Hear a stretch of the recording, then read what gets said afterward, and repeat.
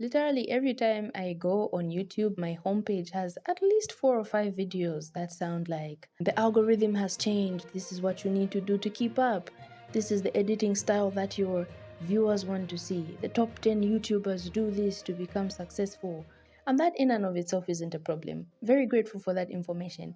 The issue is, as a baby creative or as a budding internet sensation such as myself, it becomes more about trying to fit into this trend or trying to pace your videos or edit your videos like someone else, and less about actually being creative, which, if that's why you got into it, it can be kind of devastating when you realize that what you're doing is just running around the internet, going from point A to point B, trying to learn how to essentially be creative like someone else.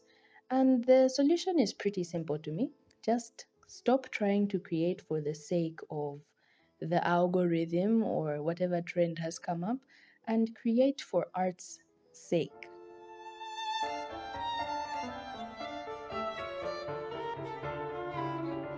It's pretty difficult for me to explain the value of art. I think it's a topic that's so much deeper than I even have the vocabulary for.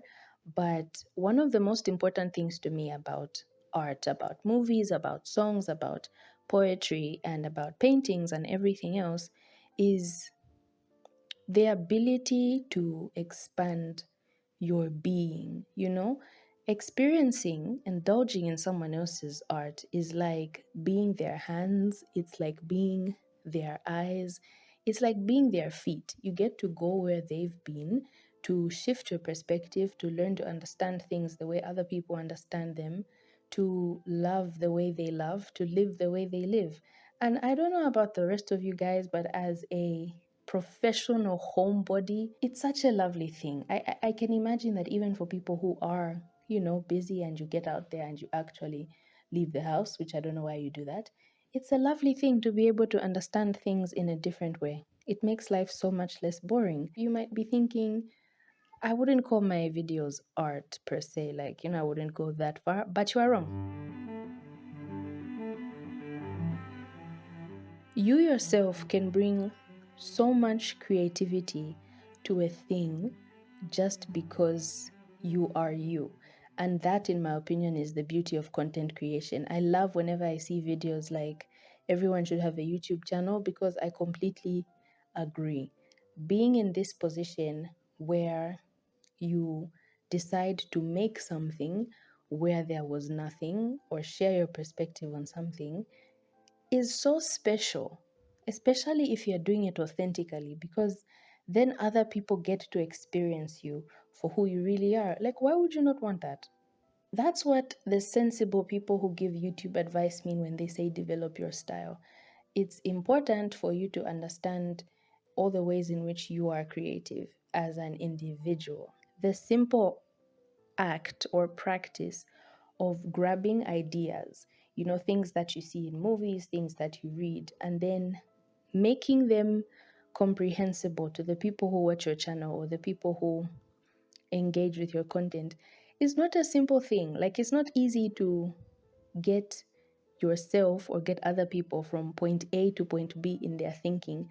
And that is art. I don't care what anyone says. The personal growth that I have experienced as a result of being creative over the past, I think it's been a year now, is just so amazing to me. And it kind of feels like a fluke, honestly. But that's exactly why it's important to try your hand at being creative. It's because creativity is a vehicle for individuality. I know myself so much better now than I did before I started making YouTube videos. I understand what I want. I understand what other people want. I learned how to literally communicate better. I'm definitely a lot more confident because I'm just like a mad person, just talking to a camera.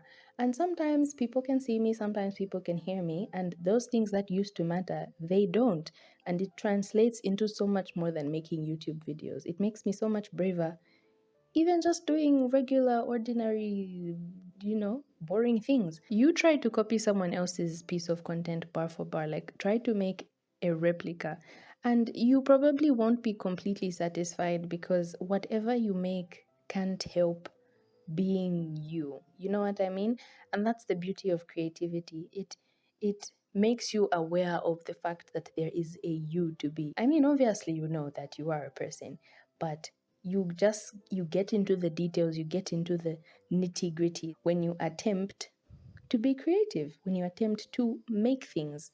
And I think it's a brilliant thing that you can't completely replicate what someone else does, because the illusion that everything should be the same and we should all have the same opinions, I feel is crumbling. I think more and more people are starting to understand that actually I don't want things to be the same all the time, and I don't want carbon copies of anything. Like, people like individuality, they like uniqueness. So, anyway, the point is you don't waste your energy trying to follow every single trend, every single algorithmic change that, happens on whatever platform you're making content on, because it's not sustainable. And I guess that is the meat of what I'm actually saying. If creativity for you is a lifestyle, if it's something that, makes you feel fulfilled, I don't see how you can do it long term if what you are trying to do is be like other people, or if you're trying to follow other people's rules. I just don't know if you can manage to do that for years and years on end. I don't know. Maybe you're different. I personally can't. I love that I can just be me. There's a certain freedom in discovering what your own voice is, discovering all the ways in which you are flawed. It unlocks something. My third, fourth, fifth eye, everything's open. That freedom is far more valuable to me than, overnight success. It's more valuable to me than going viral. I'm not saying that I don't like these things. Algorithm, hear me. Please give me. Thank you. I am just saying that maybe there is something more. And I have noticed lately that it's so many people who have a burnout story, especially where life is concerned in general, it's pretty easy to burn out. But specifically with creativity, it's not sustainable to be doing something, trying to scale up and up and up and up to satisfy the best editing style or satisfy what exactly your viewers need according to someone else. You know what I mean?